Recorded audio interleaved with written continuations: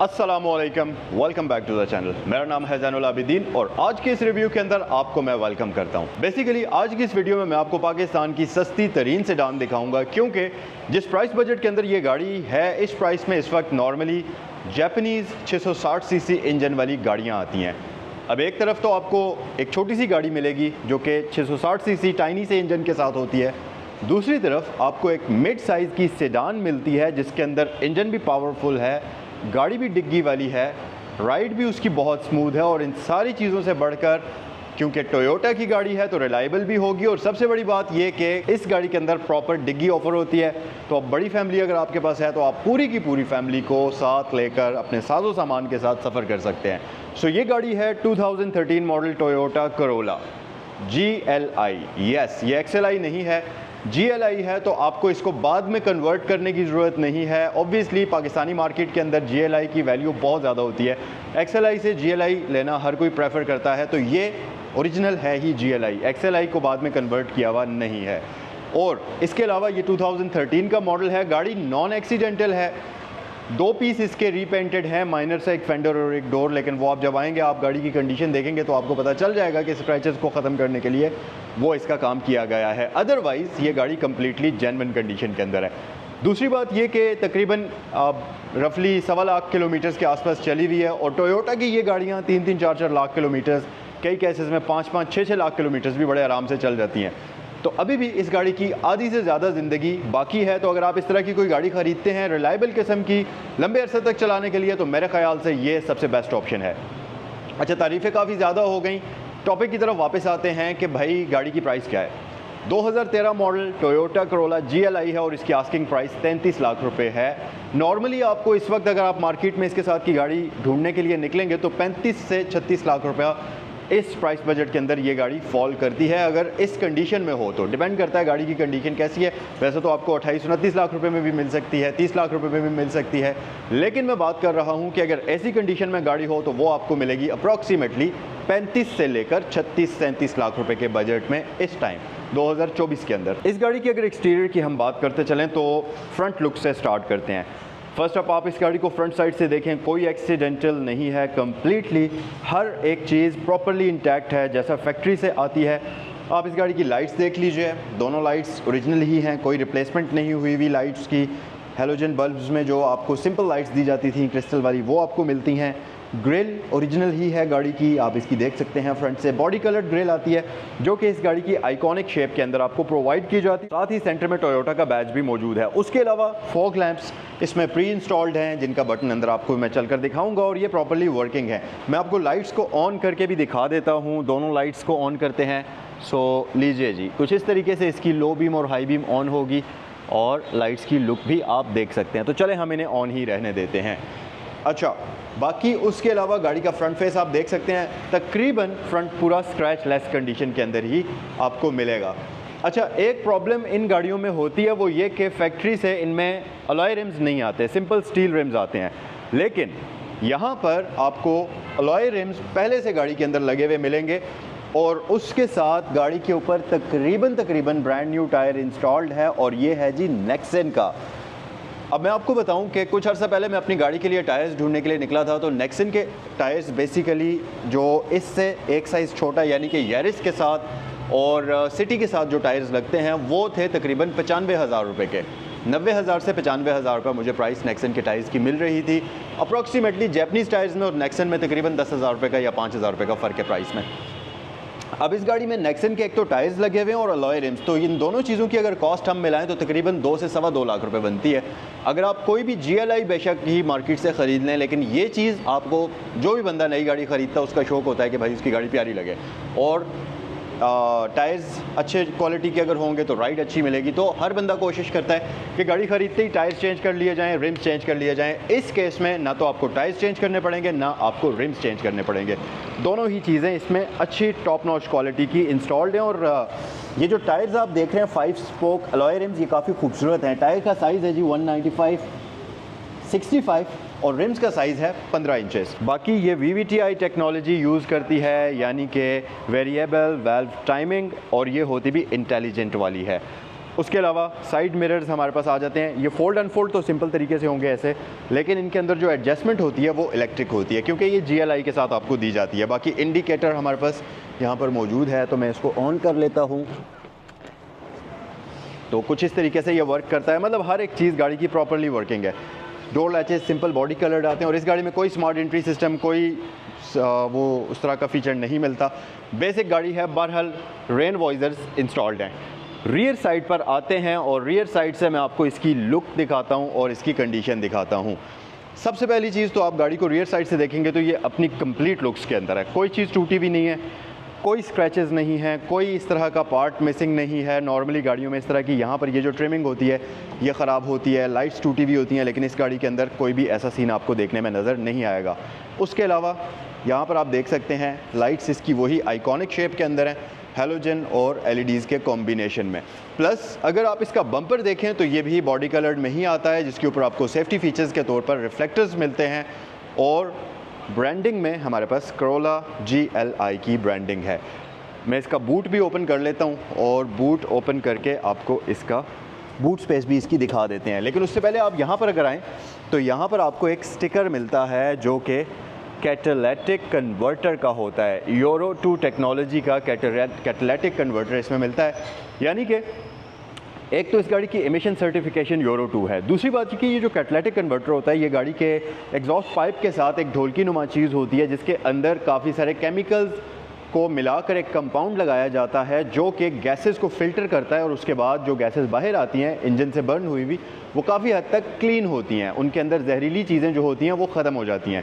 अब अगर आपकी गाड़ी का आपके पास इस तरह का कोई भी मॉडल है तो कभी भी उसका कैटालिटिक कन्वर्टर किसी आम साइलेंसर वाले के पास मत लेकर जाएं, क्योंकि वो क्या करते हैं कि कैटालिटिक कन्वर्टर को तोड़ देते हैं और उसके अंदर से वो जो प्रीशियस मटेरियल्स होते हैं जो वो उसको लगाए जाते हैं कैटालिटिक कन्वर्टर के अंदर, वो निकाल लेते हैं, क्योंकि वो ठीक ठाक एक्सपेंसिव सेल होते हैं, और आपकी गाड़ी को बिल्कुल वैसे ही करके दे दिया जाता है। बेसिकली कैटालिटिक कन्वर्टर जब चोक हो जाता है तो गाड़ी घुटी भी चलती है, और लोग अक्सर आम साइलेंसर वाले के पास ले जाते हैं और फिर उनके साथ इस तरह का भंड हो जाता है। लेकिन आपके लिए ये है कि अगर आपकी गाड़ी के अंदर कैटालिटिक कन्वर्टर है, मतलब इस मॉडल से ऊपर की कोई भी गाड़ी है या ये वाला मॉडल भी है, तो उसको प्रॉपर कैटालिटिक क्लीनर के साथ साफ़ करवाएं। एक तरफ से लिक्विड डाला जाता है, दूसरी तरफ से वो बाहर आ जाता है, और वो अपने साथ सारा कचरा लेकर बाहर आ जाता है, और आपकी गाड़ी की पिक बिल्कुल पहले की तरह से हो जाती है। सो ये एक ज़रूरी इन्फॉर्मेशन थी, मैंने सोचा आपके साथ शेयर कर लूँ, शायद आपके काम आ जाए।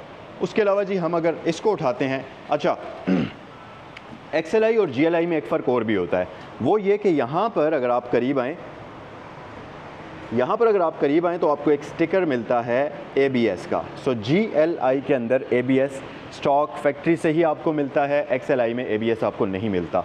अच्छा, उसके अलावा नीचे आप देखेंगे तो इस गाड़ी के अंदर आपको कंप्लीट कारपेटेड बूट मिलेगा। हम यहाँ पर ये स्पेस देख लेते हैं। सो स्पेयर रिम हमारे पास मौजूद है, और इसके बूट की कंडीशन मॉडल के हिसाब से बहुत अच्छी है। नॉर्मली यहाँ पर इस एरिया में इस मॉडल की गाड़ियों में पेंट का नामो निशान भी नहीं होता, लेकिन अगर आप इस गाड़ी का बूट देखेंगे तो बहुत अच्छी हालत के अंदर है। मतलब जिस चीज़ को देखकर ये अंदाज़ा होता है कि गाड़ी को रफ़ यूज़ नहीं किया गया।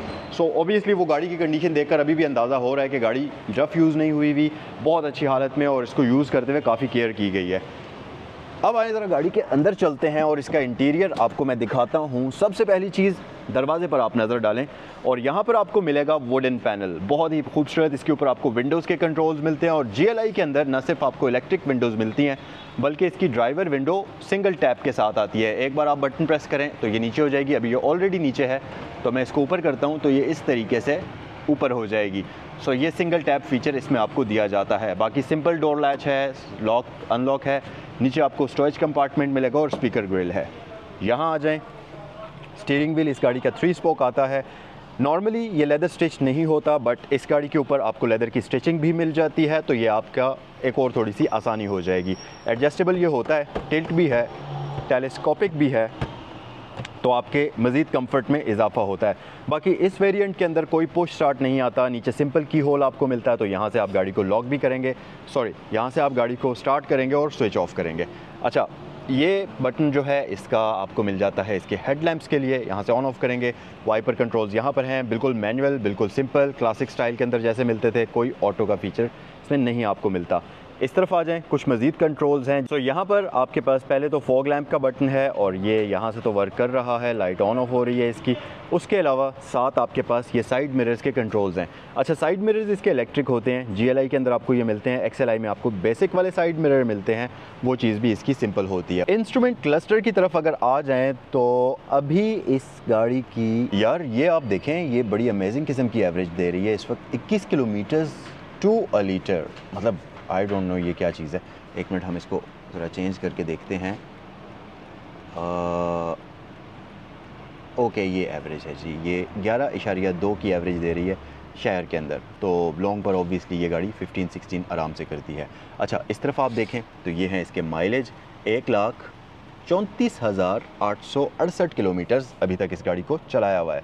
बाकी इंस्ट्रूमेंट क्लस्टर बिल्कुल सिंपल है, एक आपको रेव काउंटर मिलता है, एक स्पीड मीटर मिलता है और यहाँ पर इंजन हीट इंडिकेटर है। सेंटर में आ जाएं तो ये डैशबोर्ड। सबसे पहली चीज़, इन गाड़ियों के अंदर फीचर्स बहुत ज़्यादा नहीं होते, मतलब सिंपल बेसिक स्टफ़ होता है, लेकिन हर एक चीज़ डिटेल में दिखाने का मकसद ये होता है कि आपको गाड़ी अच्छे से नज़र आ जाए और फिर अगर आप इसको ख़रीदना चाहें तो आपकी सारी कन्फ्यूजन्स दूर हो जाएँ और आप फैसला करके आएँ। सबसे पहली चीज़ तो सेंट्रल कंसोल इसका आप देखें, यहाँ से अब आपको देखकर लग रहा होगा थोड़ा सा कलर फेड हुआ है। तो बेसिकली वॉल्यूम नॉब ज़्यादा यूज़ होती है वॉल्यूम कम या ज़्यादा करने के लिए, इस वजह से यहाँ से थोड़ा सा कलर फेड हुआ है। लेकिन ये वैसे भी आपको आजकल तो ये वाला इंटरटेनमेंट सिस्टम इतना ज़्यादा फेमस नहीं है। आपने अगर इस गाड़ी को ख़रीदना होगा तो आप इसमें एंड्रॉइड 20-25 हज़ार रुपये का बाद में ईजिली लगवा सकते हैं। तो ये आपका पूरा का पूरा पैनल चेंज हो जाएगा, क्योंकि आजकल बड़ी स्क्रीन्स ज़्यादा लोग पसंद करते हैं। बहरहाल स्टिल इसमें इंटरटेनमेंट सिस्टम मौजूद है और ये वर्किंग है, ख़राब नहीं है। नीचे आप आएँ तो आपके पास AC हीटर के बेसिक कंट्रोल्स आ जाते हैं। XLI के अंदर मैंने जितनी भी गाड़ियाँ इस मॉडल की देखी हैं, ये चीज़ें अक्सर टूटी हुई होती हैं। ये जो कवर्स होते हैं ये या तो टूटे हुए होते हैं या प्रॉपर्ली वर्क नहीं कर रहे होते, खुल जाएँ तो बंद नहीं होते, बंद कर लें तो खुलते नहीं हैं। तो इसमें आप देखें 100% वर्किंग है। नीचे एस्ट्रे वगैरह आपको मिलती है, इसको आप क्लोज़ कर लीजिए। 5 स्पीड फॉरवर्ड मैनुअल ट्रांसमिशन मिलती है, हैंड ब्रेक मैनुअल है। अच्छा, सिर्फ यही नहीं टूटा हुआ होता, इसके साथ साथ ये कवर्स भी गायब होते हैं। यहाँ से ये बिल्कुल गायब होते हैं, लेकिन इस केस में प्रॉपरली ये वर्क कर रहे हैं और ऐसा लगता है कि जैसे ये ब्रांड न्यू कार के होते हैं। ये बड़ी अच्छी चीज़ है। 5 रुपये का सिक्का भी पड़ा है। खैर, यहाँ पर अगर आप आएँ तो आपके पास ग्लव बॉक्सेस आ जाते हैं। 2 ग्लव बॉक्सेस हैं। स्टोरेज स्पेस के लिहाज से ये एक बड़ी प्रैक्टिकल किस्म की व्हीकल है और डैशबोर्ड इसका बाकी ओवरऑल बड़ी अच्छी हालत के अंदर है कंपैरेटिवली अगर मॉडल के हिसाब से देखें। यहाँ पर आपके पास ये हाई और लो का ऑप्शन होता है। सनशेड्स के अंदर मिरर एक साइड पर मिलता है, एक साइड पर नहीं मिलता। सीट्स की बात अगर कर ली जाए तो इस गाड़ी के अंदर आपको फैब्रिक सीट्स मिलती हैं। यहाँ पर दरमियान में एक पैटर्न आपको मिलता है। मेरे ख्याल से टोयोटा की जितनी गाड़ियों के अंदर सीट्स का यूज़ होता है अब नई वाली, उनके साथ अगर इस मटेरियल को कंपेयर करें तो ये बहुत कंफर्टेबल सीट्स आपको मिलती हैं और इस तरह की सीट्स दोबारा अब आपको नहीं दी जाती। सुपर डुपर कम्फी सीट्स इसमें आपको मिलती हैं। सिटिंग पोस्चर बहुत अच्छा है और एडजस्टमेंट तो ऑब्वियसली इसमें आपको मिलती ही है। आप इसको आगे पीछे मूव कर सकते हैं। ड्राइवर अपनी लेग स्पेस के लिहाज से के हिसाब से मूव कर सकता है और बैक रेस्ट भी इसकी एडजस्ट हो ही जाती है।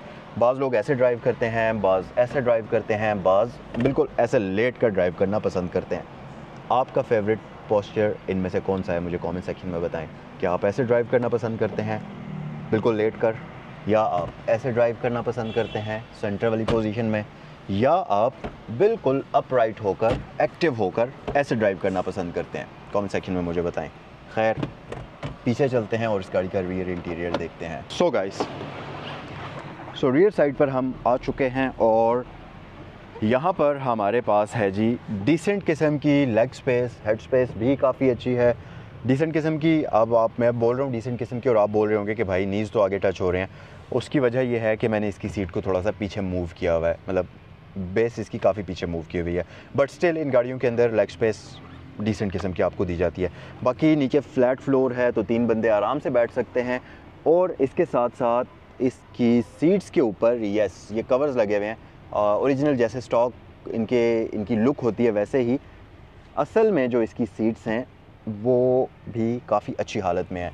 सो यहाँ से मैं देख ही सकता हूँ, आपको मैं नहीं दिखा सकता, बट ये आप देख सकते हैं इसकी सीट्स बड़ी अच्छी हालत के अंदर हैं, क्योंकि ऑब्वियसली सीट्स के ऊपर कवर्स इंस्टॉल्ड हैं। ये यहाँ आर्म रेस्ट होती है जो कि इस वक्त कम्प्लीटली क्लोज्ड है। बाकी सीट्स आप देख सकते हैं, रियर साइड पर भी इसमें फ्रंट की तरफ फैब्रिक सीट्स ऑफर होती हैं और मतलब सेफ्टी के लिए आपको जस्ट सीट बेल्ट्स मिलते हैं।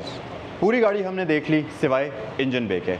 आइए ये भी देख लेते हैं। 1300 सीसी 4 सिलेंडर इंजन इसमें आपको मिलता है, इंटेलिजेंट वेरिएबल वेल्व टाइमिंग के साथ। और ये रहा इसका ABS यूनिट, ABS इसमें इंस्टॉल्ड है, AC हीटर हर एक चीज़ परफेक्टली वर्किंग कंडीशन के अंदर है। और बाकी इसका इंजन भी आप देख सकते हैं। सो ये था आज का review Toyota Corolla GLI 2013 model का। कमेंट सेक्शन में मुझे बताएं कि ये व्हीकल आप लोगों को कैसी लगी। अगर आपके फ्रेंड्स फैमिली में कोई भी एक अच्छी कंडीशन में GLI ढूंढ रहा है इस मॉडल की, तो इस वीडियो को ज़रूर उनके साथ शेयर करिएगा। आपसे नेक्स्ट वीडियो में मिलते हैं। अगर अभी तक आपने मेरे चैनल को सब्सक्राइब नहीं किया तो जल्दी से कर लीजिए, क्योंकि मेरे चैनल के ऊपर आपको डिफरेंट एक नई गाड़ी देखने को मिलती है प्राइसेस के साथ। नेक्स्ट वीडियो में आपसे मिलते हैं। अस्सलाम वालेकुम।